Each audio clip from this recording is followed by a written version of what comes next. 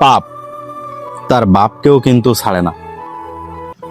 একটা মানুষের অধঃপতন কখন হয় জানেন? যখন সে তার নিজের যোগ্যতা ছাড়া আরো বেড়ে যায়, তখন কিন্তু তার অধঃপতন হয়। কথায় আছে না, পাপ করলে ভুগতে হবে এবং ঋণ করলে তা শোধ করতে হবে। কথাটা কিন্তু চিরন্তর সত্য। আপনি পাপ করেন, আপনার এই পাপের ফল আপনাকে ভোগ করতেই হবে।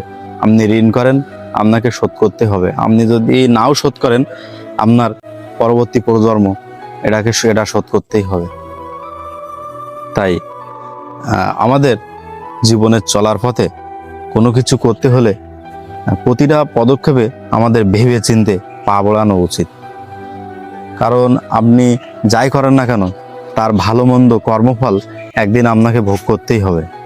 এটা পৃথিবীর চিরন্তর সত্য।